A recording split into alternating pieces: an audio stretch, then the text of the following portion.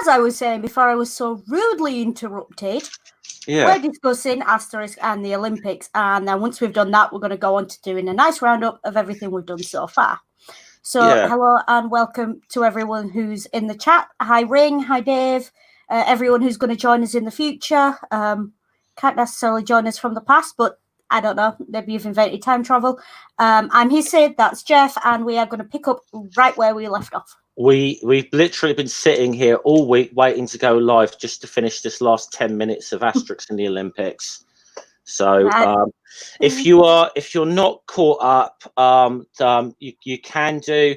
There's like kind of two streams. One that's the first one that's about 12-13 minutes, and then the next one which is just over an hour. But we had problems with YouTube last week, which we won't get into, but we had some issues last week. But can move on and hope we don't have no problems this week. So, So to give a rough idea where we were, and this is the too long didn't read version. Asterix has went to compete at the Olympics, claiming they were Roman, going there to upset the Romans in effect. Obviously, we're banned from using the magic potion. We got to a point where the Greeks had won all the medals so far. The Romans, knowing that they'd catch some flack from Caesar, the Olympic Committee did a special race to the rope. We're going to do a special race to the Romans just so they can get a victory palm, which is the equivalent of the gold medal. Of course, because Asterix is playing his Roman, he's going to compete in this race. And we just before we were cut off last week, we were at a point when Getafix and Asterix had dropped this hint that there was a cauldron of magic potion lying about in the enclosure, and it was very, very deliberately dropped it within earshot of the Romans. So that's kind of where we got to now, and I guess that's where we'll pick up the story. Yeah, so that's where we're going to pick it up. And so, obviously, the inevitable now, I think, we're taken to. So we get here. We got, this is the main athlete for different Gluteus Maximus. And, the centurion's getting in his ear there saying, Caesar will be pleased that if you win the race and you get the big victory palm. Says, I have an idea. Let's go over to their shed with the door, basically take a bit of the potion. So he's going to cheat. Yeah. Cauldron and magic potion. And he says it out a little too loud, but of course, it's kind of the problem with this.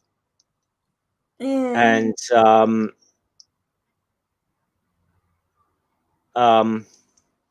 so while they're asleep here, here's the kind of the problem there that all the Romans have heard, and all the Romans have kind of got the same idea. Later that night, you see Asterix, Obelix, and Getafix all dozing off there, having a nice kip. Dogmatix is alerted to something, starts growling. And we get to Dogmatix, prods Obelix away. Obelix now is waking up. Is waking up Getafix and Asterix, sort of saying, look, hey, there's Romans are heading off to the shed or whatever. Dogmatix is a good watchdog there, and going off to get the magic potions. Asterix is just does. I said, tell your watchdog to mind his own business. Says, but the Romans might still steal the cauldron. And I love Getafix's thing here. Theft of a cauldron is not a crime amongst the Hellenes. Not a crime among the group. Yeah. Just amusing. So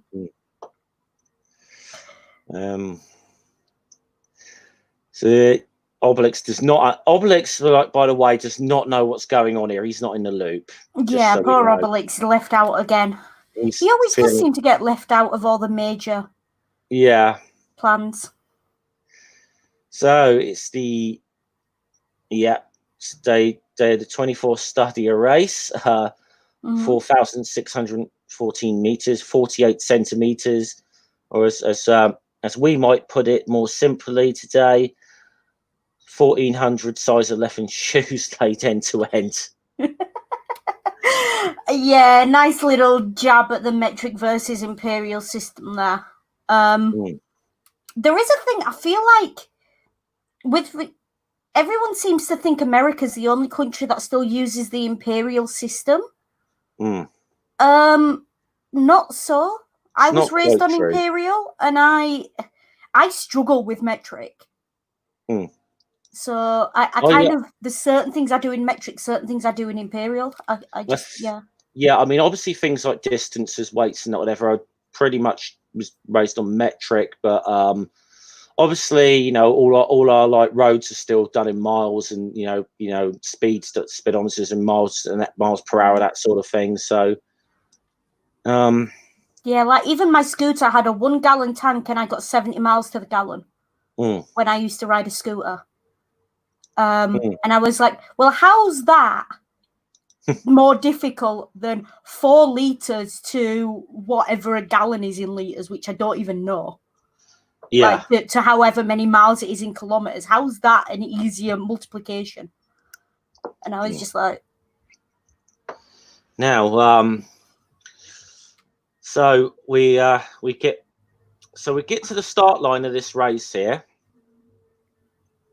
And they're saying these Greeks say these barbarians seem very sure of themselves. I dare say we'll see what's left of this.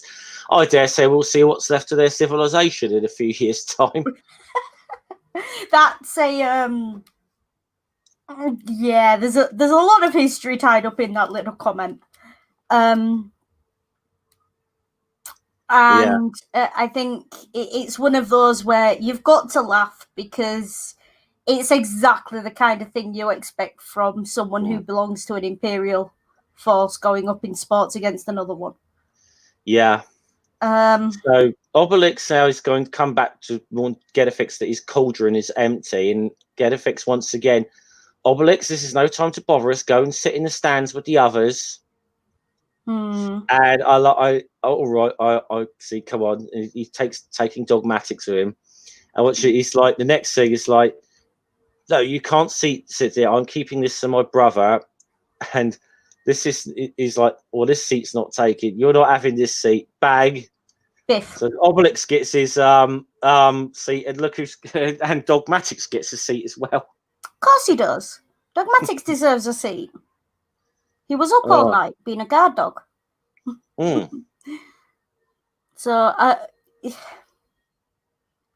and then the guy comes along. You see my brother, and Obelix just decides I'm going to thump him as well. Obelix is getting very handy with his fists. It's starting to concern me a little bit. Yeah, I think he's a bit. I think he's taking out his frustrations about what's going. That he seems to be being ignored. He thinks he's being ignored. He doesn't realise that. He doesn't realise what Asterix and Getafix have been cooking something up here. And so they're on their marks. And they're off. Well, and they're off. Off their faces. And Obelix is there sulking. They only knew, but no one ever listens to me. And you see there that the Romans are all in its dead heat, except for Asterix, who's a few lengths behind. And they're already making excuses. The track is really soft. Asterix must have eaten a boar or something, you know. Sandbagging. All a little topsy-turvy. And suddenly, you know, Asterix is about to be lapped here. Now, you think he's in the lead. No, he's about to be lapped by all these Romans here. They're really out in front. Yeah. So there they are. And it's a dead heat across the line. All except for Asterix, who is over a circuit back now by the look of it. And stone dead last. Now they've got a problem. How are we going to get this lot on the podium? It's all the dead heat. Caesar will be pleased, and Getafix now wishes to raise an objection. And the other Gauls are like, yeah, the track was soft. The track was soft. You know, it's their. We've all made those excuses 20 minutes after the Grand National. Yeah.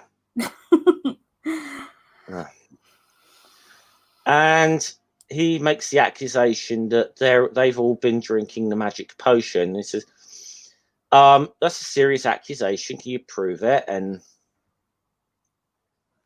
yeah, they're all denying it. Here we go. Getafix has done something to the potion here. It's that they've all got blue tongues. It means they've been drinking magic potion.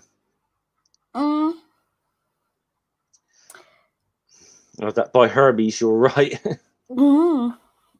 So that makes Asterix the winner by default. We've got a big disqualification. Therefore, all competitors who have been taking banned substances will be disqualified, as it would happen in the Olympics today. Yeah. This kind of very much reminds me of the 1988 100 meters men's 100 meters test us in a lot of ways. Ben Johnson scandal. Oh yeah. Oh, okay.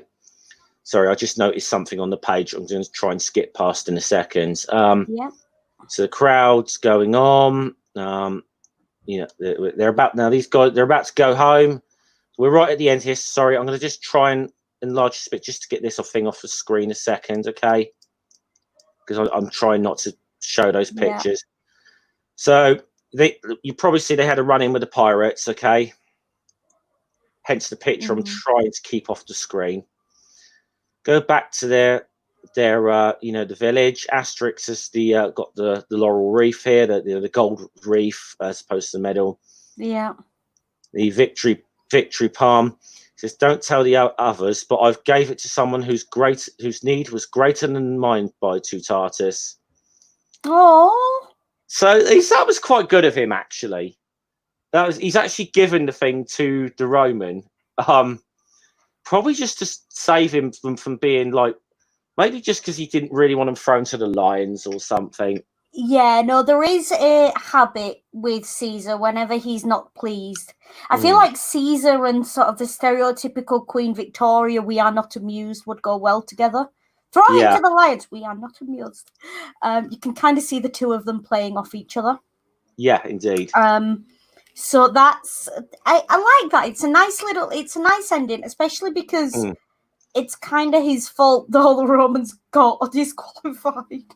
Yeah, absolutely. Yeah, it was. So there we go. That was Asterix at the Olympic Games. So nice little story.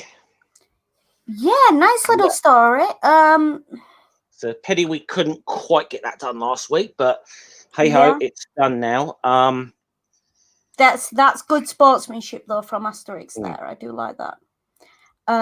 So what we're gonna do now, we're actually gonna start. So in 3, 2, kind of 1. No sounds.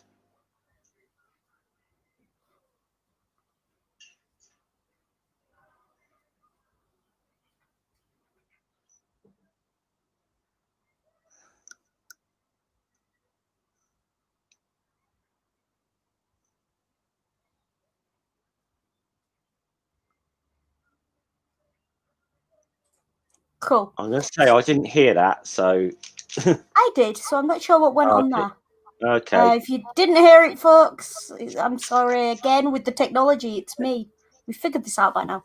So yeah, what we're going to do is we're going to spend this week just chatting about all the books we've read so far, some of the themes, the ideas. Hop in if... Yeah, I didn't click the button. Sorry, Crit. It's the thing. I do the thing every week. It just, I'm not good with technology. Damn it. I'm a historian, not a computer nerd. Damn it, Jim. I'm a historian. So obviously, I guess I kind of, you know, I think when I did my first stream about when Albert Uderzo passed away, or guess I piqued your interest a little bit in these books. What do you make of them so far, I suppose? Yeah, I mean, with me, I vaguely remember Asterix and Obelix being on TV when I was a kid. That was all I knew of it. But I remember enjoying it. And it's one of those, it's a bit like those programs you enjoyed as a kid, but you can't remember a damn thing about them. So I thought it'd be nice to get into it and actually get into the original source text, as it were. And I've enjoyed them so far. There's been a few niggly bits, but I have enjoyed them. There's been a nice breadth of serious and not so serious, which is nice. It's, I don't feel like I'm sitting down to read a philosophy textbook every week. Equally, I don't feel like I'm sitting down to watch like Laurel and Hardy slapstick every week either. So it's a nice balance it's got going for it. That's what I've always enjoyed about these. And I said that I watched a lot of these, obviously, as a kid. I read a lot of these books. And yet there's stuff I didn't get as a kid that I kind of now get as an adult. A lot of the references and whatever, like the slapstick stuff you get as a kid. And it's quite... And it's quite funny. But a lot of the little subtle puns, a lot of the things that clearly are adult humor snuck in there, you don't really pick. And even again, going through these books again now, I think one or two of these I may have actually read for the first time because I don't remember them. I don't really have a very good memory of them. It's been one or two that I thought, I haven't read this before, and then got a bit further into it and thought, I know, I remember this, Yeah. But yeah, so that was. I mean, we've done 12 books of it. Has there been any particular favourites of yours? Believe it or not, I really enjoyed Asterix and the Goths. I'm always going to enjoy the one that's got the philosophical bent and the stuff like that. I was surprised I enjoyed it. Asterix and the... Was it No, not Asterix and the Goths. The Normans is the one where you talk about. There was the philosophical. Yeah, Asterix and the Normans. Meaning of fear. Yeah. So I enjoyed that one because it got me thinking. Which is quite weird considering it's one of the few that are not really in my historical area at all. Like, I'm not a philosopher. Well, tiny bit. You can't be a classicist and not be a tiny bit of a philosopher, but you know what I mean. And what I know about Norman history, frankly, I couldn't fill a postage stamp. But I just enjoyed it as one of those where I could sit back and just enjoy the thoughts that it brought up and really let myself sink my teeth into the questions around it. Yeah. Do you know what? Yeah. You do know what the two main rules of philosophy are, though, aren't you? The first two rules. Go on. For every philosopher, there is an equal and opposite philosopher. Is rule number 1. Rule number 2, they're both wrong. Yeah. Yeah, I need that on a mug. Yeah. I definitely need that on a mug. It's true. But it is. I do like the ones that have made me think. I did like the Asterix and Cleopatra. Going back to it, that one just looked on the page so decadent. And this is something that I find. Oh, by the way, Tony Keen's course has now started. So if you want to hop onto random ones for him, the link's in the description below, so you can go check his lessons out. We are hoping to get Tony Keen on for one of these at some point. We haven't got anything confirmed. It's something where, I mean, you've mentioned him before. He's a lecturer. He talks ancient history and classicist sort of history, doesn't he? He talks classical reception, So this is right up his alley. So we'll try and see what we can do with that. I know he's busy teaching until like October, so I'm not expecting anything soon. Well, I know he's teaching until October because I'm learning from him until October. Well, I'd say no. We can't promise anything, but we're hoping to get. That is a goal in the pipeline that we're hoping to do with one of these at some point. So yeah, definitely. I think it would be really good to have like if you're going to have a guest on these streams as well, to have someone who's really knows the subject as well would be really good. And the thing is, he knows both sides of the subject. So he's literally a professor of classical reception. He's a teacher. He teaches this for a living. This is what he does. And his current course at the minute is classical reception in films, which is what made me think of this, because in his first lesson I was talking, and it was asking us what impressions we get of ancient Rome from seeing films. And I said, a lot of it is that decadence that you see. And that struck me in Asterix and Cleopatra as well. Like the decadence of Egypt. And the beauty of it. And the artwork for these books. I've never been a big comic book person at all. Like, I think aside from like 6 months when I was a teenager, when I got really into like mangas that I could get at the library, I'm not a comic person at all. So for me, I was very pleasantly surprised by the quality of the artwork. I was kind of expecting, you see on TV when you see slides of random comic books and stuff, and it kind of looks.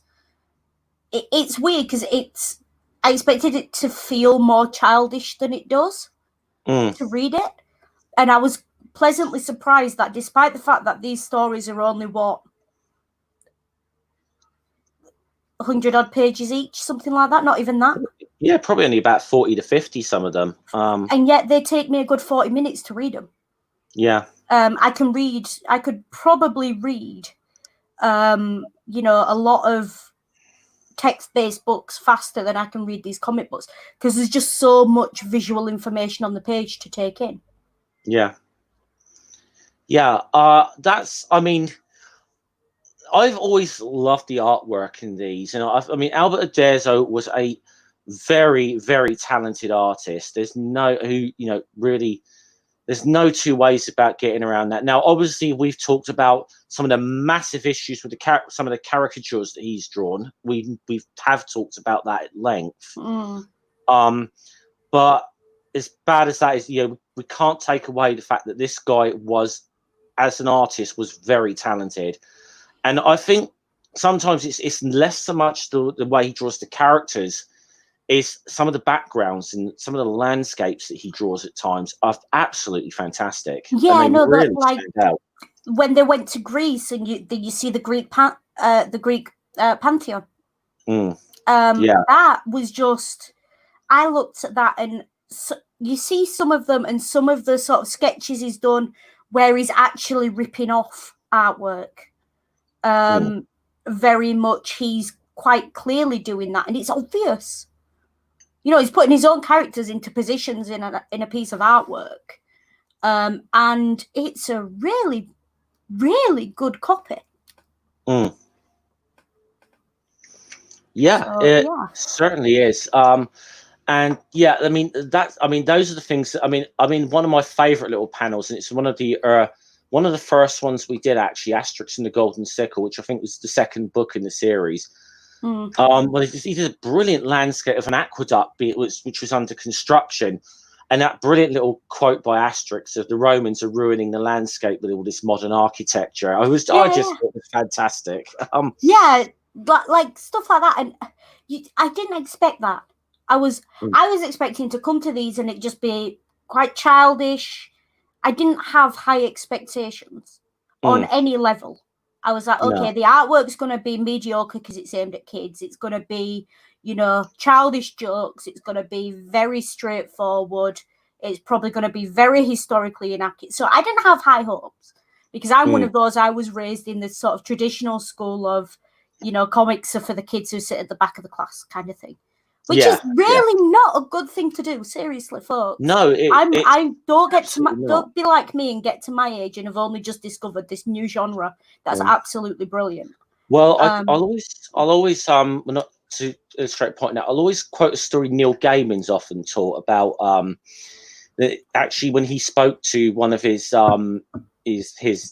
English teacher and asked him a question about comic books. Oh, they're for stupid kids. So why would you read them, Gaming? You're quite bright or whatever.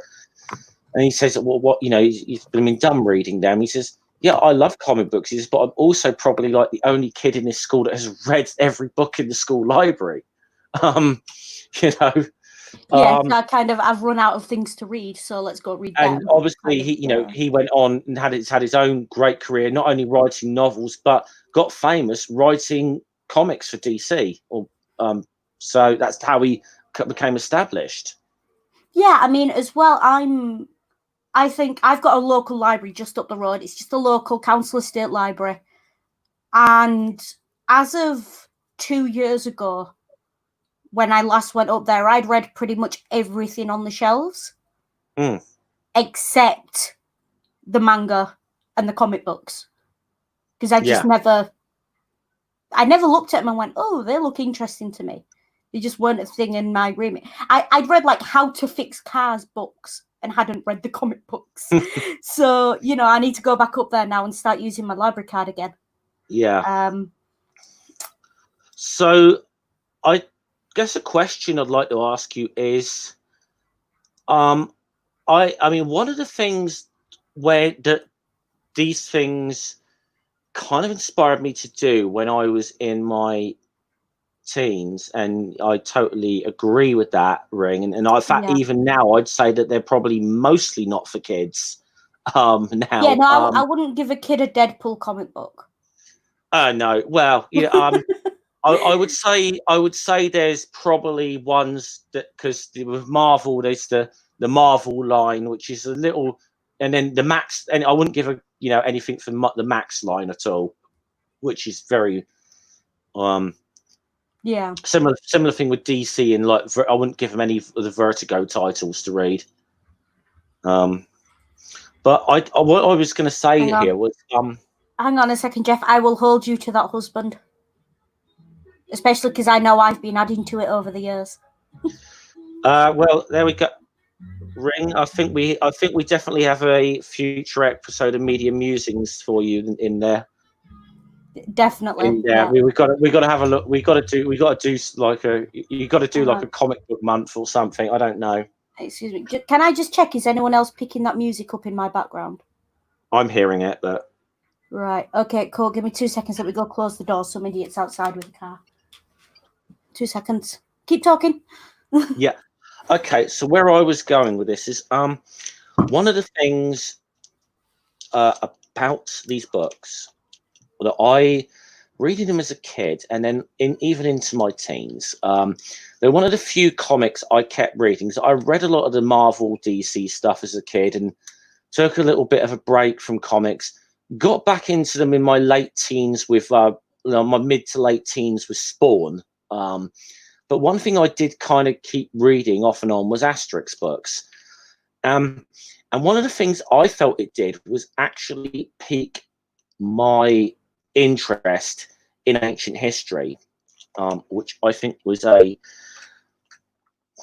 which I think is useful if these books can do that. And I've definitely spoken to a couple of people about this, and they have definitely agreed that this is something that that the reading them as a kid made them want to learn a little bit more about the actual history of that period.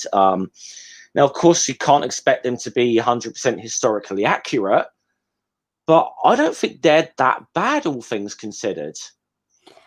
I don't either, and I could actually hear everything you were saying, so I am up to speed. They're not that bad. They're just accurate enough to make you go, I want to double check that, which is kind of what you need as a hook. And again, Ring right on the money there. People really do underestimate the power of tangential learning. Just as examples, you watch entertainment shows about cars, and the next thing you know, you actually know the difference between a V8 and a V6 engine. I didn't even know I knew that. You watch something completely unrelated, and you realize you know something. And that's what this is. But also, this is a great hook Because there are things in it that I look at it and I go, is that right? I want to know if that's right. Because I think because of the medium it's in, I'm primed to question anything that's historical in it because of the genre and because of the medium. And therefore, I'm more likely to go look it up than I would be if, say, I saw it on a feature-length film or if I read it in a novel. I'm less likely to Google that than I am something in a comic, which is not necessarily a bad thing. Which is one of the ironies of this, is that quite often I've found the Asterix books are more faithful to actual history than a lot of Hollywood epic type films and TV series. Oh, you don't get me started on that one. I think they have been. I think they are. I mean, I don't know. I don't know if that's something that Goscinny and Uderzo should be praised for, or the rest of the rest of media that depicts this should just hang its heads in shame that a children's comic book depicting a group of Gauls with superhuman strength beating the hell out of the Romans can somehow be more historically accurate. I suppose it depends on what you are focusing on when you're creating a piece of media, and that there are entire academic debates around how accurate is accurate, and when is it acceptable not to be accurate, and things like that.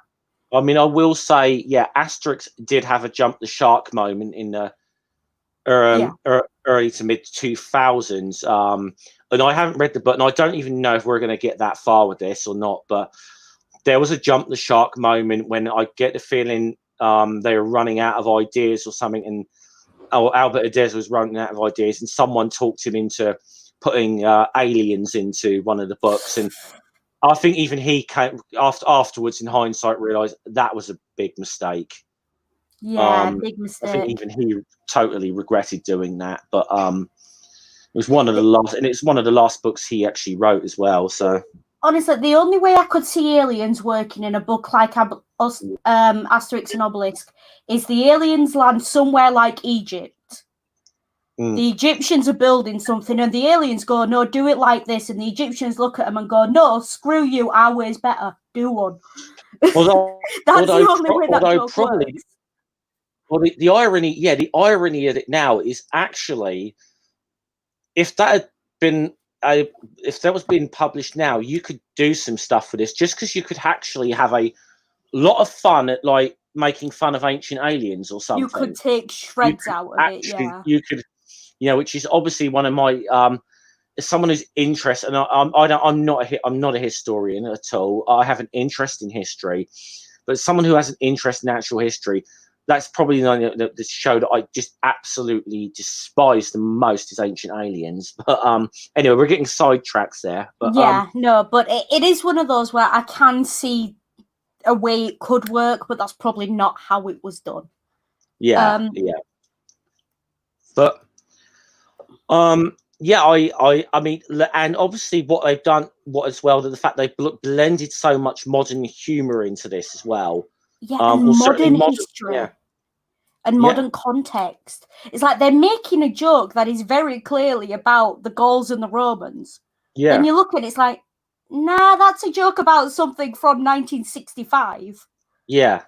I mean, some of them are very cleverly done. Yeah, I mean, obviously, some of it is you mean Asterix and the Goths? Yeah, there was definitely a lot of shots being taken at the Germans and that. A lot. I mean, and at what we got to remember, this is still kind of post-war France, and a lot of hard feelings still there at the time this was written in. But yes, you can see a lot of there was a lot of taking shots at the Germans in that book. But I mean, the one obviously where there are a lot of shots. There were shots taken, but very good natured shots taken in Asterix in Britain. They were all very good. No, they were. Shots. They felt good natured. I don't know. Maybe they're not good natured, and maybe the French were just punching up at that point. Maybe they're not as good natured as we think they are. But for me, I take them as good natured.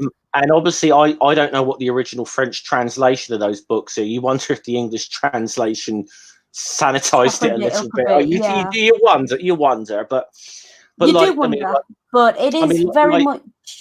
Yeah, but the joke about them all going home for the weekend or whatever, when they're in the middle of the battle with the Romans. Sorry, old boy, it's the weekend, so we're gonna, we go. This is where we go off to the pub and play cricket or whatever. And yeah, and the funny thing is now that joke carries, but in the inverse, because now we make those kind of jokes about the French because the French are strongly unionized and have those workers' rights. Yeah. So it is kind of, it shows, it kind of, there's an interesting argument for using these books to show the cycles of 20th century history and to show how situations nationally change and how different perceptions of different countries change over time. Yeah. So, we've talked a bit about some of our favorite themes and some of the favorite books in this. Should we talk about some of the characters? Yeah, go on. I think we should. We got to start with Asterix, I suppose. He is the main character. I mean, the one thing I find about Asterix is, despite the fact he's the main character, he's the character I notice least. There's not one bit I'll think and I'll go, oh, Asterix did that. He's there in the background. He's kind of the silent protagonist. He's almost the audience point of view. Yeah. Which is interesting. Because there's enough of his character there that he can drive the plot, but not so much that you can almost read yourself into his character, because there's nothing other than the fact that he's clever and he takes the potion. We don't know much else about him. And that's very cleverly done, especially for, I think, for kids who are going to be reading this and imagining themselves as the hero. The hero can be anyone. Yeah. Because he's taken things that are not. Asterix has no clear genetic traits. He's not big like Obelix. He's not. He's young. He's smaller than everyone else. Yeah. He's basically kind of a kid. That's his character. He's a kid. Yeah. I mean, he is obviously. Yeah. I mean, really, when you look at the Gauls, I mean, with the possible exception of Getafix, he is the smartest among the Gauls, without a doubt. And yeah, so obviously, I mean, but even with this little bio that you get in the beginning of a lot of the books, and this is all it really says about Asterix, because you get a little bio on some of the characters in each book, and it just says Asterix, the heroes of these adventures, a shrewd, cunning little warrior. All perilous missions are immediately entrusted to him. Asterix gets his superhuman strength from the potion brewed by the druid Getafix. But that's still the only real bio you get on him in the books. Is that little statement? Yeah, that's not even a full bio, is it? Let's be honest. We don't know where he's from. No. We don't know what his day job is, and there's nothing there. And what I like about it is all of his powers, or all of his skills, if you like, are all things that can be learned. They're not things that are inherent. And I think that's a great message to be sending to kids, that it doesn't matter how small you are. There's a magic potion that can make you strong. You can there's something about your life that you can change if you want to. The choice is yours. You don't have to be super strong to be the most useful person, because you can be clever. Being clever, you can work at that. And it really does. It's very, it's interesting, because I kind of, just as you said, you read out that summary, and you can tell I've been watching way too many films and reading way too many books around the subject at the moment. But my brain went, Odysseus. He's the trickster. Yeah. He's the character that everyone relies on, but no one's quite sure why. Yeah. I mean, this is the thing. I mean, particularly when him and Getafix seem to get together as well. We definitely see they love to have a little bit of fun. When I mean, a lot of the time when they could just probably just use brute force against the Romans and accomplish them. They'll sometimes just like in the very first book, they could have probably Asterix could have gotten Getafix out of that thing with the Romans quite easily. But they just decide they're going to have instead they're going to mess with the Romans and have a lot of fun with them. Yeah, and I think that it's nice because it balances that. It balances the kind of bull in a china shop approach that Obelix has got. Yeah, and it is nice, and that's what draws the line, because I do find it does make me a little bit uncomfortable in some of them with Obelix, how he responds to the Romans. Like, they don't get a word in and he's already beating them up. Kind of feels a little bit like bullying, because they can't beat him. yeah. But with Asterix there, it gives them a fair shot if only they're clever enough to keep up. Yeah. And he feels like a bit more sportsmanlike than Obelix in that way. Yeah. Now, obviously, that was a good segue, I think, into Obelix, I think.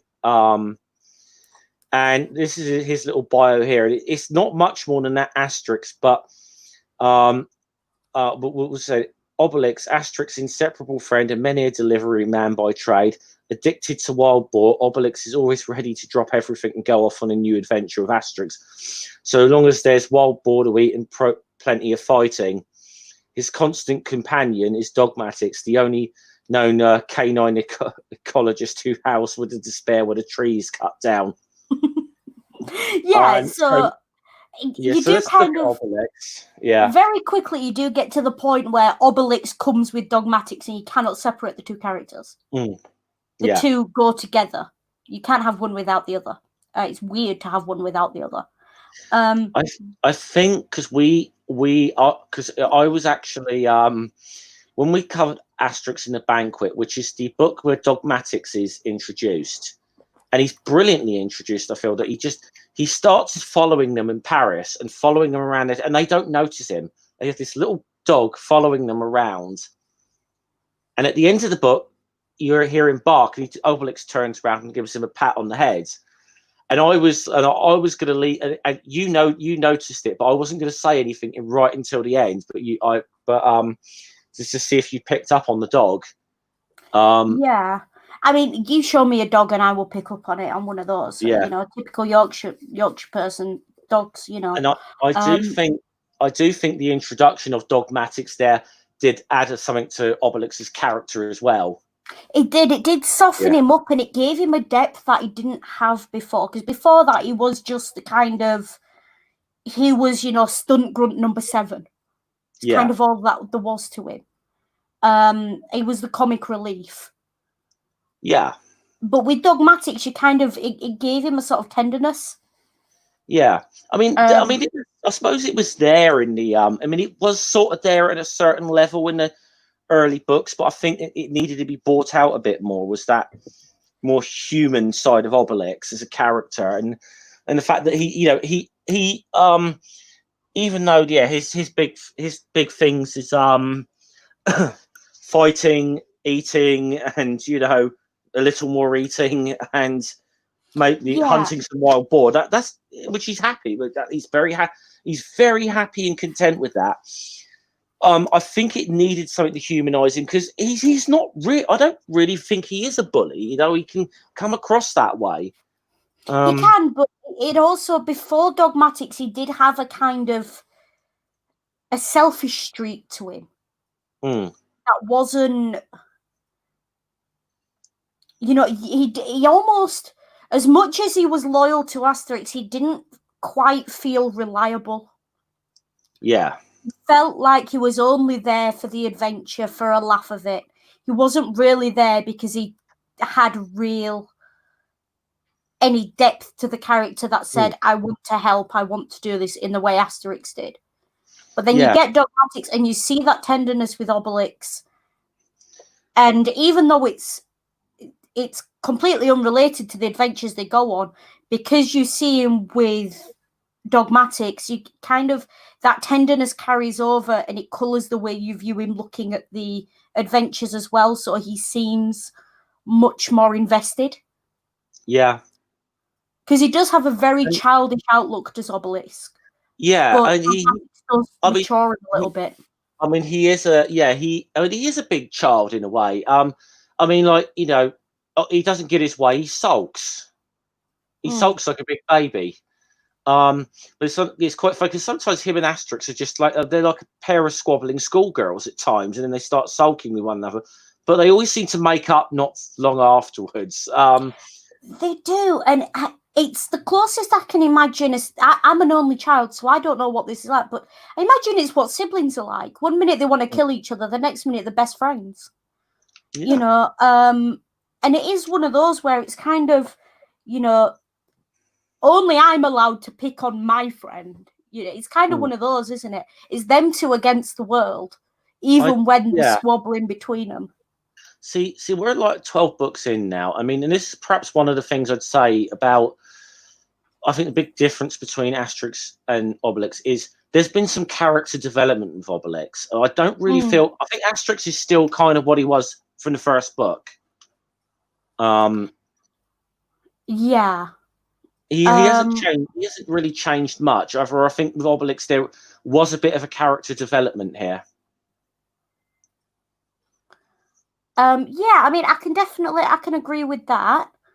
But I think that's part of Asterix's charm, because again, if you're creating a main character that the reader can really identify with, they have to be pretty static in there. Yeah. Because once you start giving them development, the reader stops identifying. You can only develop them so much with a book like this, and I think they got Obelix to a point where now they don't have to do anything more with him now, because I think obviously the whole thing is you could pick up any. The idea is you can pick up any book in this series as your first book, whether it be the first book or the 20th book or whatever, and instantly get the characters. That's like they are archetypes. They very much are archetypes. Which brings us on to our wizened old healer, our druid. What do you make nice Getafix then? I'm in two minds with Getafix, because he's clearly an intelligent character. He's very intelligent, but he's got an edge to him. He's snarky. Yeah. He's not fun sarcastic like Asterix is, who likes to have a little bit of a pun or a little bit of a jibe. He borders on the mean. You feel sometimes. He can be. You feel there's little elements where he can be condescending at times with him. I think he's very condescending, and he's a very the way he treats Obelix. I feel like every time Getafix is in the story, Obelix gets sidelined a little bit. I mean, the very first book we read, Asterix de Gaul. I mean, Obelix is not really much of a character. He's sort of in the background. It was Asterix and Getafix are the main two characters in that. It really is. It probably isn't until the second or third book that really you start to see Asterix and Obelix are going to be the pair here. Yeah. I think and Getafix is really someone who should be supporting them. But I think maybe this was the original idea, that it was going to be Asterix and Getafix as the main two characters. I don't know. I mean, I can't say what was in the writers' minds initially, but I would be prepared to speculate that it was quite possibly imagined to be a Getafix Asterix thing, and then someone looked at it and said, hang on, if we've got these two snarking at each other constantly, where's the comic relief for the kids? Where's the visual humor? And really I think and really I think, and especially the way that you can't have Asterix without Obelix now. I mean, to the point that when they started doing the live action movies, they weren't billed as Asterix. They were billed as Asterix and Obelix movies. Yeah, you can't have one without the other. They are, that you can't really have. They are a package deal, and Asterix wouldn't work without Obelix. Whereas I feel if it had been Asterix and Getafix, I don't know that they would have lasted as long. I don't either, because the thing is, Asterix and Obelix complement each other. Obelix is the big strong guy with a heart of gold. Asterix is the sneaky smart one who can keep up. Whereas Getafix and Asterix are very much, they're almost the same character at different levels of intensity. So I think Getafix is what Asterix grows into if he doesn't, have Obelix. Yeah. he becomes this crotchety old, kind of mean dude. And Obelix keeps Asterix on the straight and narrow in that way, I think. He keeps Asterix, you know, friendly. Yeah. Okay, so we'll get on to some of the other characters, but I'm just going to do the ones that are on like the introduction on the page in the books. Mm-hmm. So the next one I want us to have a little look at is Cacophonix, the bard. I mean, he is the butt of the joke in a lot of these, isn't he? He is, but there's a wonderful innocence to him that I adore him as a character, because he's that kid who was told, every teacher, every person who listened to him, his own parents, everyone has told him, you can't do it, and he's gone, no, this is what I love, this is what I'm gonna do. And he's the epitome of an idealist. He's got his one thing he loves to do, and no one's gonna stop him. And even though obviously the problem with it is he's not very good at it. He's not half as good as he. I mean, and this is the way he's introduced here. Cacophonix, the bard. Opinion is divided as to his musical gifts. Cacophonix thinks he's a genius. Everyone else thinks he's unspeakable. But so long as he doesn't speak, let alone sing, everybody likes him. So he is a bit of a whipping boy of the village in a certain way. But he is. There is a sort of thing of him of like but there is also a little bit of an attitude of him of like, I am a great artist. I am a great artist and a genius, and it is your fault because you are ignorant barbarians who just do not appreciate my art. So I mean, for all we know. For all we know, he could be a really great musician, and then just everybody else that period doesn't have to taste. But you know, he could be singing Bohemian Rhapsody for all we know, but they just it's not their kind of thing. It's one of those. But I think what I like about him, he's kind of. I would love to see a story like a post Asterix and Obelix story, just a little short. Where Cacophonix comes, you know, he's sat on the street side, maybe in Rome or in London somewhere, just going at it with his little string instrument, and people are dropping coins in front of him, and then someone walks up to him and just hands him a business card. Yeah, I would just love to see that, because he really is that character. As bad as he is, you want him to win and you want him to do well. Purely because of the passion he clearly brings to what he's doing. But in a way, though, it kind of goes back to something you said the other a minute ago about like they might, the other Gauls in the village might bully him, but woe betide any like them in Roman or anything that tries to makes a slight against him. He's sort of like. He's still like it's kind of like Cacophonix is a pain in the ass, but he's our pain in the ass. Yes, there is that thing about him still, and I do think the one brilliant one was where he got his moment in Asterix and the Normans, where in a way he does play a role in the piece because unfortunately because his music makes the Normans no fear for the first time. I do love the fact that. At the end of this in the banquet, there's a change. They've allowed him to say it. He's been allowed to get up and sing, and it's fully automatics. The one who probably bullies him the most is the one tied up in the tree and gagged. Yeah, and I mean that says a lot. There's a lot of there's an interesting philosophical point to that, which is, you know.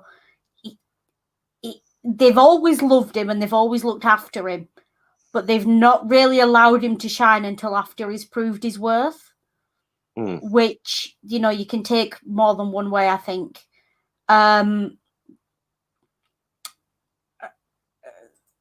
Is this something I should look forward to?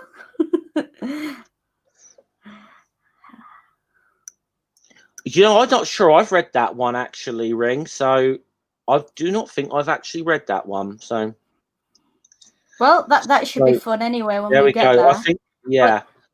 But it is very much, all of these people, our short little smart ass, Asterix, our big lumbering comic relief kind of idiot, our grumpy old druid, our horrendous bard, our overweight chief, our nagging chief's wife, all these characters, they are a family.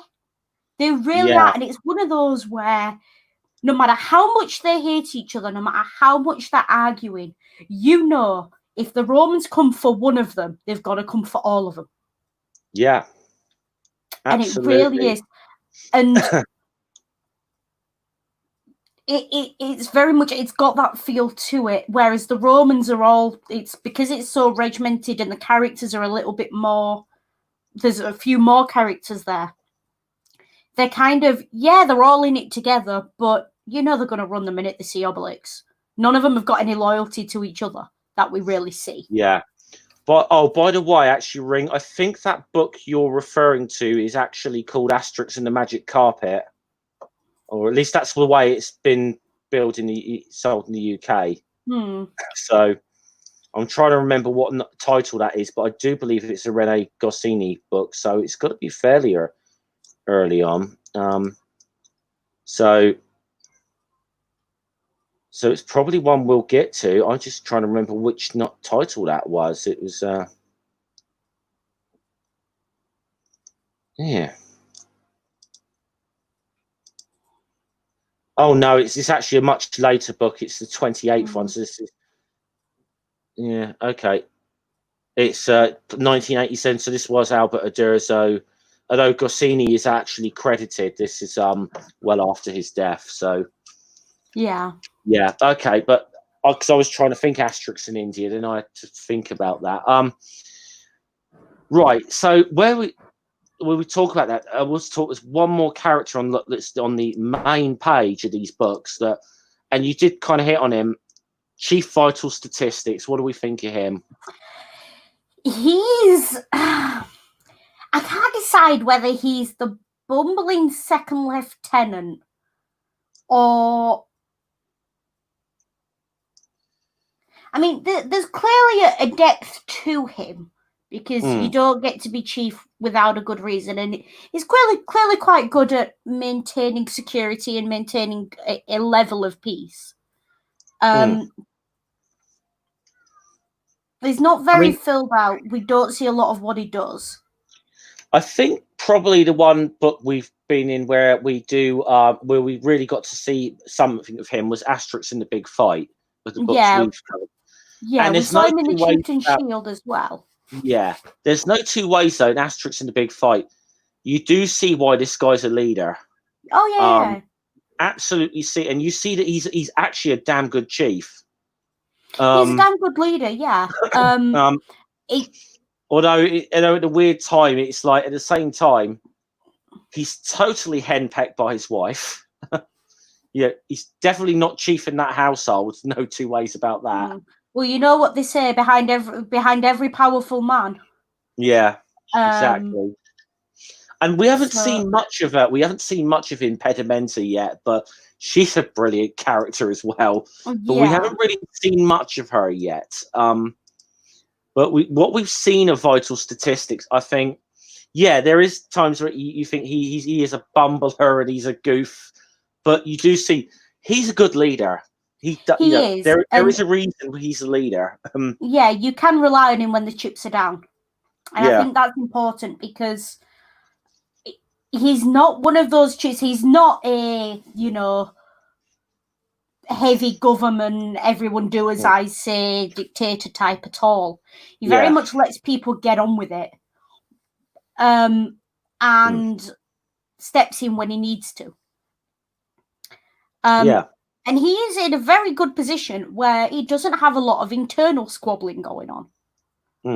And if he does, it's just Asterix and Obelix, and they've made up by the end of the page. So, meh. There's nothing there internally that he really has to manage because of this family feel of the group as a whole. they kind of sort out their own problems. But there's also this, there is a kind of, and you get the impression there is a backstory there. And you get that impression when you see him step up as a leader. There is no way someone becomes chief with that kind of skill and that kind of ability to lead without a history. Yeah. And I would be very interested in some flashback sequences or a prequel story talking about his life. Yeah. The only thing where we really got anything of his history whatsoever was in the Chieftain's Shield, and we find out that's more about the shield in a way. It turns out, that shield that he has carried round on his chief was the shield of Vercingetorix.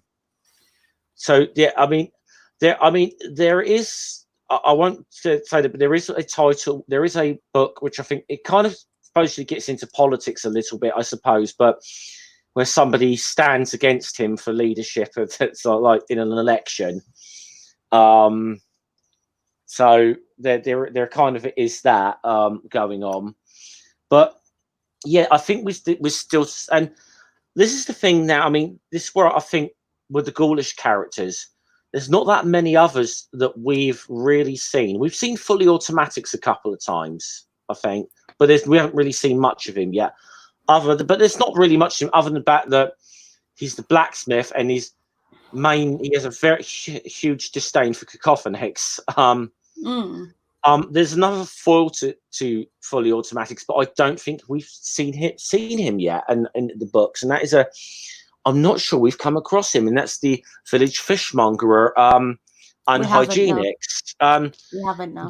Geriatrics we've only seen once or twice, and yet he's a character that you see a bit more of. Yeah, I mean, it's very much, it's got that small town feel to it. You get the impression everyone knows everyone knows everyone's business. Yeah. And they all kind of just get on with it. But I would say there is one more character in this book that has popped up in a whole number of these books that we haven't talked about yet. Julius Caesar. I knew you were going to say that. Yeah, Julius Caesar's an interesting one. Whenever you base a fictional character on a real life historical person, there's always going to be interesting discussions to have. The artwork on him is very... the artwork on him is interesting. The artwork on all the Romans is interesting. When we see early on, very much he's the 2D villain with his, his sidekick.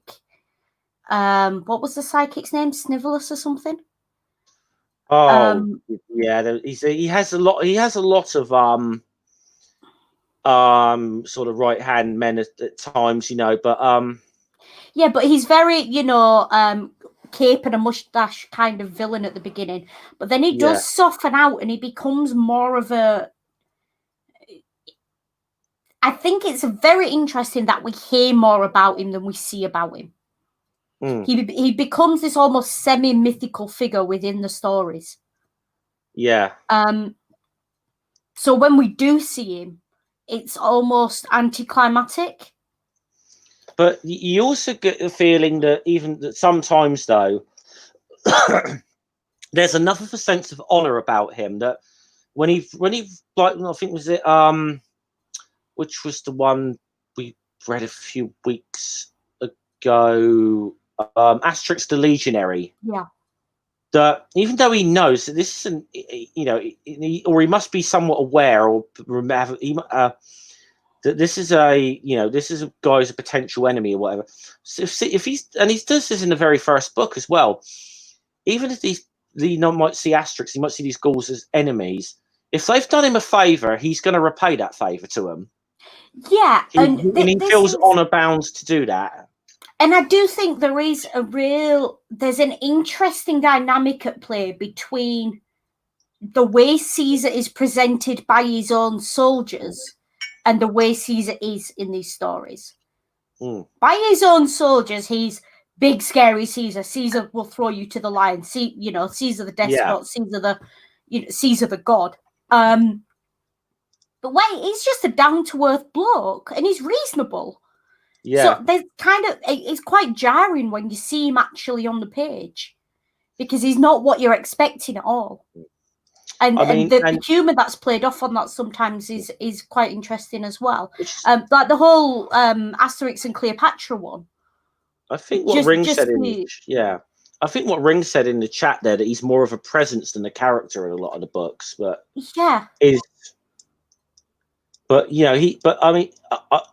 apart from the ghouls we've mentioned, he's the one who appears in most of these books. Not all of them. He hasn't appeared in all of them, but what have we done? 12 books. He's appeared in 5 or 6 of these books now, at least, as a character. And you know, sometimes he's plotting to bring the Gaulish village under Roman control. You do get the feeling it's a niggling little thing that is an issue to him. But sometimes, I think we haven't seen some of the best little puns or whatever from Caesar yet, because some of the funniest ones is like when he said, look, you know, so he made some sort of comment that I'm not. Look, you know, you're screwing up for me. You're ruining my popularity in Rome. Even Brutus has been giving me nasty looks. You know, we saw that one. Yeah, even Brutus is. Yeah. And of course, we know that that's a reference to Shakespeare. So, I mean, the thing about Caesar is, and again, it's this presence versus character. As a presence, all of the Romans take him way too seriously. All of the Romans are terrified of him, and rightly so. He's the emperor. Yeah. To a certain extent. And it's this, whereas the Gauls they're nervous of him, but they're not afraid of him, not really. It's almost like there's an understanding there. There's a mutual respect there. Yeah. Whereas I think with the Romans, it's not respect, it's fear. Yeah. Which is obviously probably a little bit different from the real Caesar, because I think he was quite beloved by his troops. I mean, they were very loyal to him personally. I mean, arguably were more loyal to him personally than they were to the Roman Republic. They ain't crossing They ain't crossing with him if they're not more loyal to him than they are the city. And I think one thing that we do have to always somewhat have to be a little careful, because a lot of what we know about the history of Caesar in his campaigns comes from Caesar himself. So we do have to be a little bit careful. But, you know, what we understand, one of the things about him was he wasn't afraid to get down on foot and fight in the ranks, and showed them, hey, I will take the same risks. I will. Yeah, he very much leader from the front, very much a soldier. I will lead by example. Yeah. And I don't think, definitely. Which you definitely, you know, you cannot. I mean, I've never been in the military. Rings in the chat. And he did say that. Yeah, he was a soldier's general. It probably doesn't. I can't imagine it does harm whatsoever. That it probably does not do enlisted men any harm whatsoever. It probably boosts your confidence in your officers if you feel like your officers understand your issues or whatever. Not only that they understand, but they are also willing to. I'll lead by example. I will not ask you to do anything I won't do myself. You know, I imagine that's got to be. I'd imagine that to a soldier that's very encouraging to have a leader like. I mean, that's a mentality I think that translates across all, not just in the military. I mean, if I go into work and I know that my boss doesn't know how to do my job, but he's telling me how to do it. Yeah. Who do you think you are? You know, it's that kind of thing. Yeah. You know, when they opened my department at work, the manager who helped open it spent the first 2 weeks of the department literally pitched up at a desk next to us and did the job. Didn't know how to do the job, but did the job and learned the job on the job. And he said, right, now I can tell you how, because I've done it myself. Or the other caveat to that is, you know, someone who comes in, does not know how to do your job, tells you how to do your job, but is not willing to learn how to do your job. Because you can kind of forgive someone who's a bit, doesn't really know what they're doing, but is willing to learn. You can kind of forgive that. And I've had that with one of my managers in the past. He came in, you know, from another part of the company that didn't really deal with what we do. And he said himself he could write what he knew about. He was very honest about the fact. But he was willing to learn. Took him a few months to get his head around, and yeah, a few times when he was played, you know, where people took advantage of him, but he learned pretty damn quick. And so, you know, you kind of were like, okay, you earn respect that way. But yeah, I'm very much of a point of view of, if you've been put in a position of authority, the first thing you've got to do is get the respect to the people you're supposed to have authority over. Otherwise, you're going to lose. And the way you get respect from those people is showing them that you can do what you're telling them to do. Yeah, it's one of the great things. It's something I heard a lot as a kid, and it's a very, I think, working class mentality of never tell someone to do something that you wouldn't do yourself, no matter how high up you get. And this was a thing my parents sort of raised me in from a young age of, you know, no matter how old you get, no matter how many promotions you have, if you're not willing to go in and clean the toilets, you've got no right to tell anyone else to do it either. Yeah. You know, and it's very much, it's that case of, you've got to be willing to do every job along the way. But yeah, indeed. But I mean, obviously, if we look in the at the, you know, obviously the Asterix Caesar. I mean, yeah, you do get the feeling that some way you get the feeling he rules a little bit more by fear, because he's quite often threatening people who annoy him, or, you know, screw up or whatever. There is generally the threat of a rendezvous in the circus with the lions is used quite an awful lot. I think that's kind of, as in history, that's quite overblown, because at the end of the day, right, soldiers are expensive. Yeah. If your soldiers are actually civilian recruits, they've got to go back to farmsteads or anything else. You don't want to have to throw them to the lions unless you can help it. But the one thing I was going to say, though, the one thing I was going to say, though, generally with this, though, is he's not often threatening, you know, your average soldier in that. It might be some of the commanding officers. Usually it's his sycophantic yes men. And I think, you know, sometimes you get the feeling he puts up with the praise and whatever. But sometimes you also see him. You get the feeling that he turns around like, you're a sycophantic suck up. Sometimes, you know, and he knows they are. You get the feeling that he puts up with that, but he knows they're yes men. Some of the people around him. That's the thing about the historical Caesar. Had to surround himself by essentially what were upper class daddy's boys played at being generals. Didn't necessarily trust them, but had to put up with them, and keep them in line. So I do wonder how much of that is, you know, taken from the history there, because the thing is, the top ranks of the Roman military were very much dominated by the rich, the elites, the sons of the elites.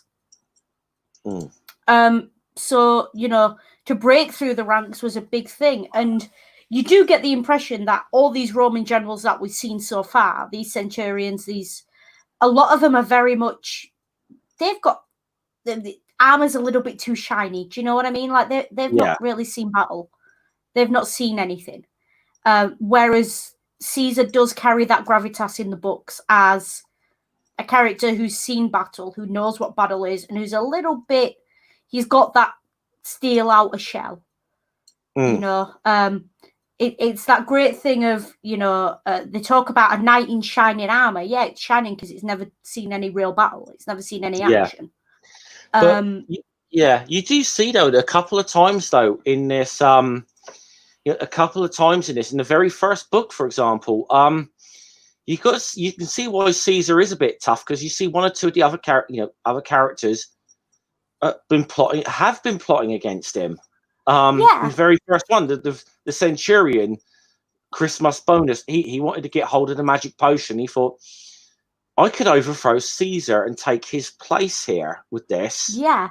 And the thing is, what interests me, and just thinking about it, I don't think there's ever an example of a Roman patrol being out in Asterix and Obelix where the officer is with them, goes with them. And yet Caesar walks straight into the Gauls camp. Yeah. Oh, yeah. He's willing to do the job. And that's where the respect comes from. He doesn't sit behind the battle lines with his, you know, he's being fed grapes and all the rest of it. This is not a Bob Dylan song with this guy. You know, he's not a master of war. He doesn't sit there with a brandy waiting to pay the numbers. He's out there and he's doing the job, and he will go where he is needed. So if his presence is needed to give a morale boost, and let's get a face-to-face with the chief of this Gallic tribe, you know, that's what he'll do. That's what's needed. Yeah. I mean, I think obviously he's very different from the historical Caesar, but there are things that are similar as well. And he's supposed to be, I suppose in a way he's supposed to be a villain, but I don't know that he is, because I think he is honorable at times. You know, I think the thing with the whole of the Asterix thing is that old quote, isn't it? One man's, and I have to be careful how I word this because I don't want to be flagged, but one man's freedom fighter is another man's fill in the gap. You know what I'm about to say, but I'm not going to say that word because I don't want to be flagged. And it is very much on how you view Asterix. In Asterix's mind, and in the mind of anyone who's rooting for the Gauls, the Romans are bad. In the mind of the Romans, they're just trying to keep the peace. They're just doing their jobs. You know, Caesar's just doing what he does best. I had an internet blip then. Oh? So I think I'm back. I had an internet blip then for a second. You are there. You're just a little bit pixely at the moment, I think. I think I got it back there. I had a little funny 5 minutes there. I'm trying to think what I mean. There's probably only one other like big historical figure that we've really come across in the books is Cleopatra. It was only in that one book, but what did you make of the portrayal of her? I mean, I quite liked Cleopatra. Yeah, I quite liked her. She's clearly not stupid. They didn't fall into the trap of making her some simpering bimbo, which I'll always appreciate. I think I was surprised at the lack of emphasis on traditional reception. She's always been received throughout history as the most beautiful woman, second only to kind of Helen of Troy, who's a mythical figure. You know, she's beautiful. And the thing is, we know Cleopatra was not particularly objectively beautiful. She wasn't. Yeah. What she had was charisma and leadership and intelligence. And over the years, this became, you know, men who got to know her, who looked at her, said, she's beautiful. But what it essentially was is, as they got to know her, they realised that the beauty was more than skin deep. It was the charm. It's pure charm. And clearly knew, and she knew how to use it as well, I think. Yeah. I mean, really, you look at historically, she really, I think, played Mark Antony like a fiddle, I think. She did. And the thing is, right, we're talking about a woman who's inbred for 3 generations by this point. Yeah. Do you know what I mean? I don't, even just on that fact alone, you know, she's not going to be any great beauty. Just because the genetics alone are going to cause who knows what kind of issues. Mm. But we're talking about someone who was able to run the administration of a not inconsequential area of the world for a damn long time. And was able to wrap some of the most powerful men in the world around her little finger. Yeah. I mean, Caesar and Mark, Caesar and then Mark Antony, I mean. Yeah. She had a very pretty nose as well. Yeah. But yeah, I mean, I suppose there's been too many,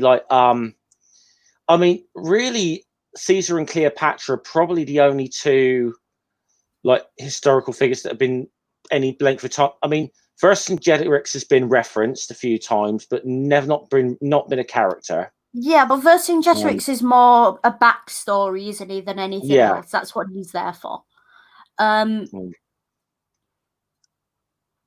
Yeah. So, I mean, I would say this. What I was saying earlier, and I wanted to get your opinion on this. So ask your question. Let's say you definitely, I picked up on this earlier that if I, these books wanted to make me learn a bit more about this kind of history.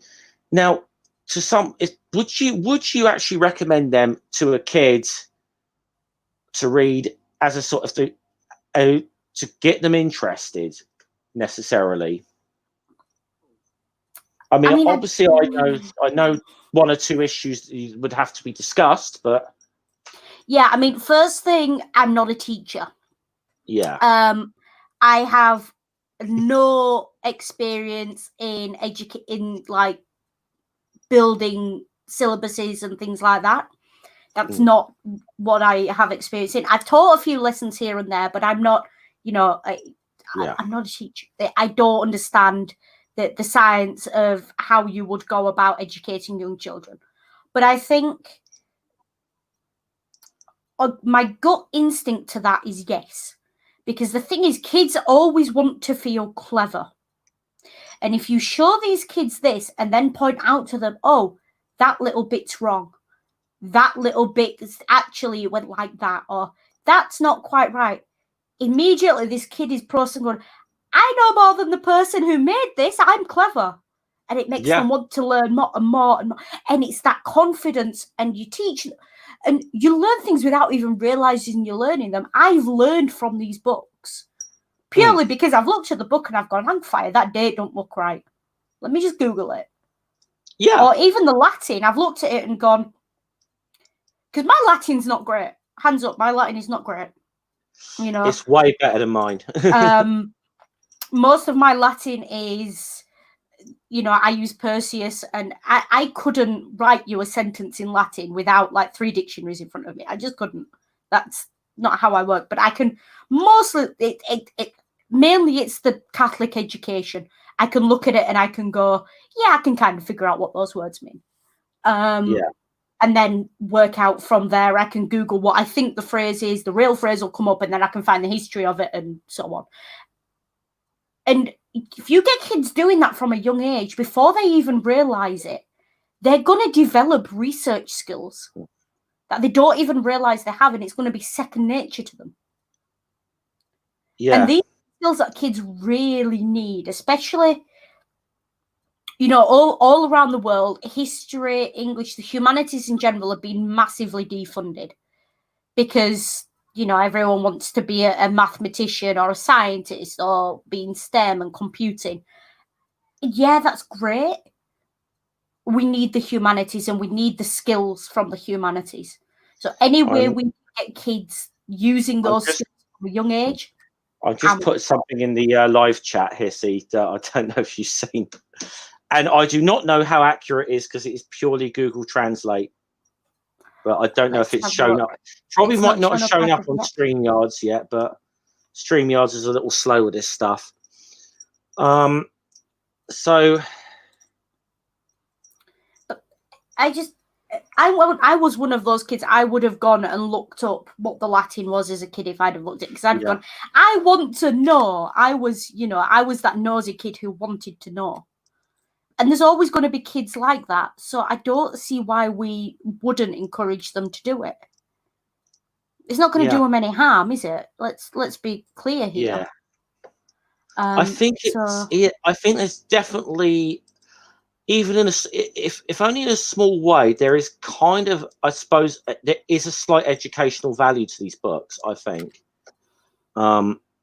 yeah, because they can, just because they can generate that interest, and again, you know, I if I would, I'm probably more likely to give a kid an Asterix book as a historical reference than I am something like Gladiator a lot of the time, you know. Yeah, but Gladiators, wow, there's a lot of issues with that.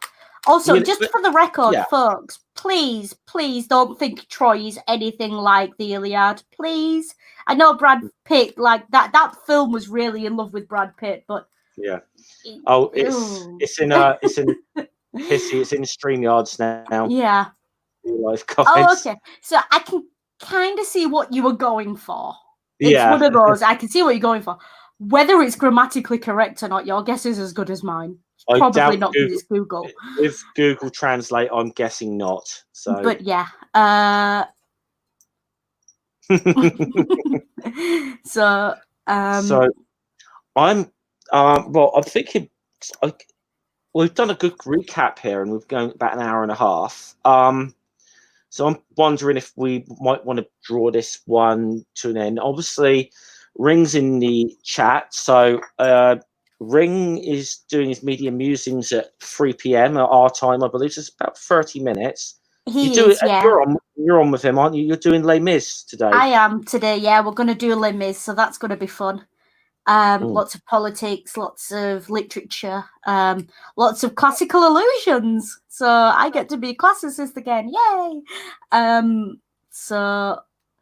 And the thing is, I do have to say, I don't have, at the moment, any formal qualification in classics. It's a thing I'm doing, but it's not.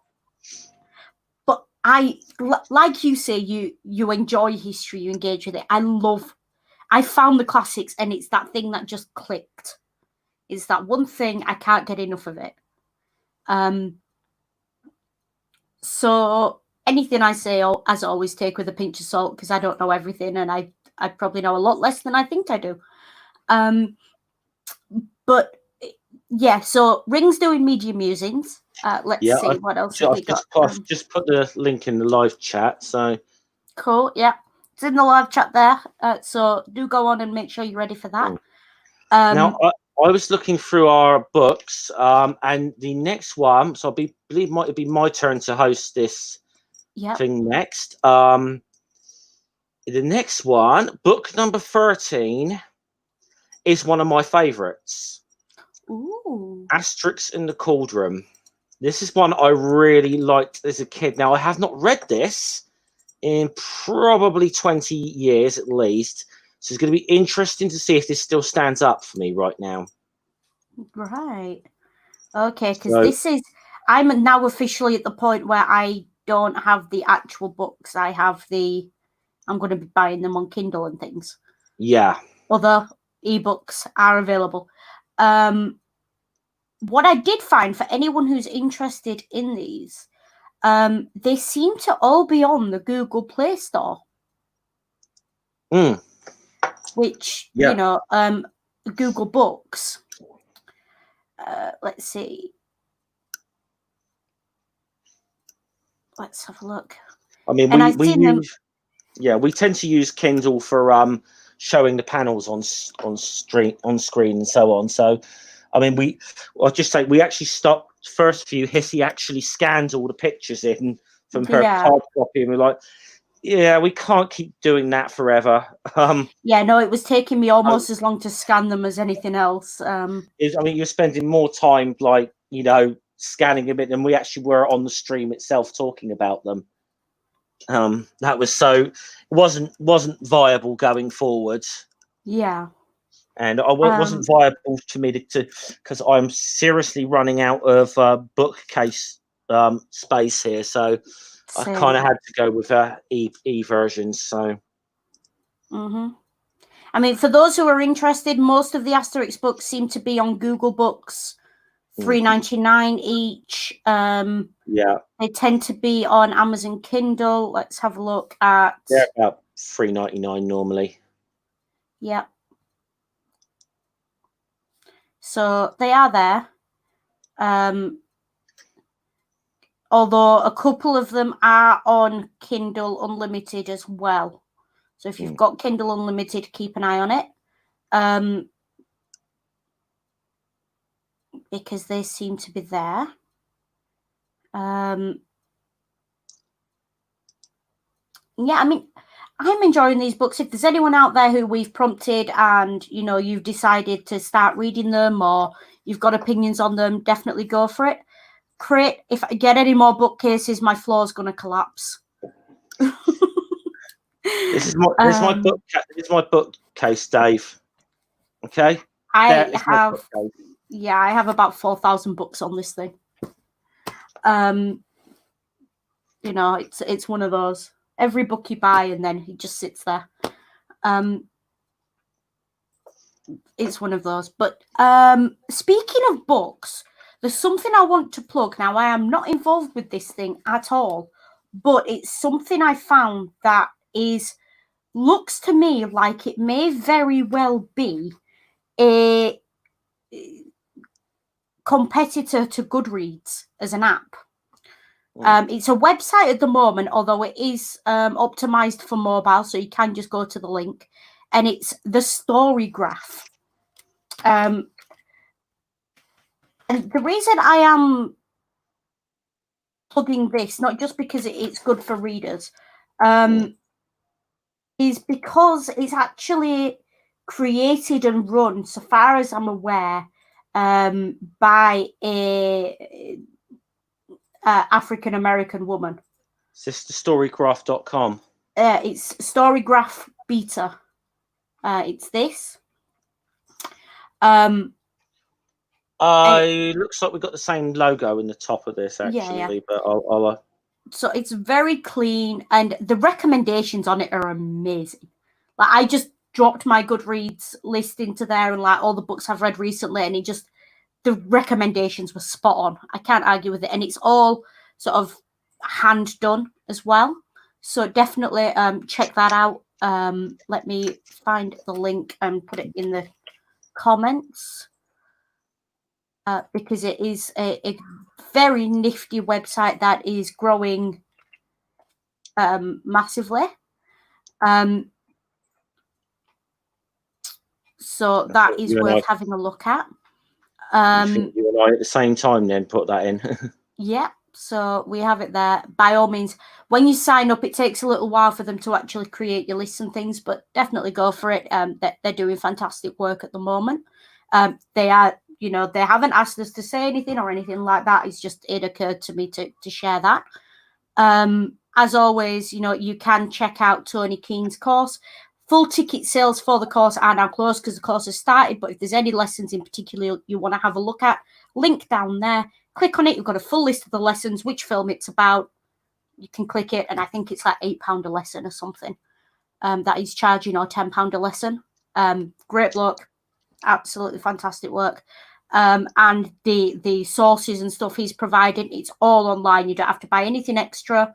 And most of the films you can find on YouTube or on other streaming services. So do have a look at that. I've kind of gone into shilling without thinking about it at this point because we were talking about Media Musings. As always, Black Lives Matter, Black Trans Lives Matter, links down there. There's a link down there to Jeff's channel as well. So if you're not already subscribed to him, please do so. My card is also there. So if you click on that, it will take you to a page that's got every link to everywhere I am, everywhere on the internet. So you will find me if you want to. It's very easy. Facebook, Twitter, Pornhub, it's all there. I'm not on Pornhub. I am on AO3 though, which is close enough. As always with my fan fictions, read the tags, Dead Dove Do Not Eat, you know, Ship and Let Ship, all the rest of it. And that's the next thing I want to talk about is the Classics Twitter movie, which happens every Sunday night, 7 o'clock UK time. It's always fun because essentially they pick a film and we just live tweet it. And some of the comments are just brilliant. We did Troy a couple of weeks ago. We did the first half of Trojan Women last week. We're doing the second half tonight. So that should be fun. Make sure you've got your popcorn and your Twitter ready because it's a laugh. As always, if it annoys you too much, feel free to mute because I do tend to just tweet at it. It's fun. That's everything I've got to shill, plug, talk about, encourage you to join or anything else like that. As always, anything I recommend, not paid for it, and it's things that I either use myself or I'm interested in myself. So take a look at it. If you like, join in. If not, all well and good. Okay, cool. I don't really have much to plug on. I mean, only thing I've got planned is our stream next week. Now, there may be something I might. You never know. Sometimes I might just decide to do an open one in midweek or something. I don't know. But obviously, our friend Dave's there in the live chat, and I'm quite often on his critical questions most afternoons UK time. So if you're not subbed to Dave, not that anyone in here is not subbed to Dave already, but anyone watching this is not subbed to Critical Cripple, please go and sub to him and check out his critical questions because it's a lot of fun. So I expect I'll be on a couple of times this week at least. So yeah, critical questions is always fun to watch. Also, come check out D&D on Ring's channel on a Saturday afternoon UK time. Where we explore let's see if I can say this, draconic continent. Oh, my tongue tripped up there. So we do that as well. I also hear that you've all been doing a very nice, very fun Mock the Week style panel show over on Jen's little corner. It debuted yesterday. It's called That's News to Me. So I'm hoping to be a regular part of that show. I just don't know, depending on whether work goes or not, whether I'm going to be a regular part of that or not. But either way, I'll still be supporting it, and I'll support Jen's channel anyway, because Jen's great. So yeah, go sub to Jen as well if you're not already. So. So yeah, that's everything. I think, unless there's anything else that you want to discuss, talk about. No, I think we've done a good one there. We've done a good little recap of the first. We finished off from last week, and less said about that the better. But I think we've had a very good recap of what we've read so far, some of the characters, I think, and who knows? Maybe when we get another 12 books in, we might do another little revisit on some stuff. We'll work that out. Yeah, definitely. So I think we'll call this the end of season 1, Asterix and Obelix. Yeah. And we'll go into season 2 next week. Cool. To take the time as we're looking back and everything now, I want to say thank you to you, Jeff, for getting us started on this. You're a fantastic co-host. Great person to be chatting along with. And I really do enjoy these streams, and I want to thank you for your input on them and for really getting it all going and doing it. It's becoming very quickly the highlight of my week to do it. So do appreciate you putting up with me all that time. That is that's very much feel very much the same. I mean, it's all kind of started because I did a tribute stream to Albert Uderzo on my channel the day he died. I think Hissy was watching and just happened to be interested, so I just threw the link open to her. And that's kind of how it started, really. And yeah, this is definitely becoming one of the favourite things I'm involved with, without a doubt. And it's I think we do work well together. So and I just to say to people privately, Hissy and I have talked of maybe if this thing runs its course, we might look at other things that we can review together, like this one from or some some other stuff around a sort of historical basis or something. So We don't know. We'll see how it goes, but we'll definitely think there's room for development as well here. So definitely. So we will keep going, if nothing else, because I quite enjoy our Sunday afternoon chit chats. And as Ring says, everyone leave a like for us. Let us know you're there. Whether in future or whether you've been here today, we very much appreciate you being there. It's a lot of fun to do it. It's even more fun when we know we've got an audience. Yeah, absolutely. So we've done the chilling, we've done the thanks. I've made Jeff blush, I think, a little bit there. No, it's just getting really hot in this room. Fair enough. Yeah, it is. So we'll let you take a breather. Ring is due to start on Media Musings in about 15-20 minutes. So go grab a drink, grab a loaf of bread, don't steal it, and head on over for Limmy's, I think. Okay. Taglines, Jeff? No, not really taglines for me. Just say farewell and salute, and probably see you all down the road somewhere. Yep. And as always from me, take care, be good, and if you can't be good, be careful.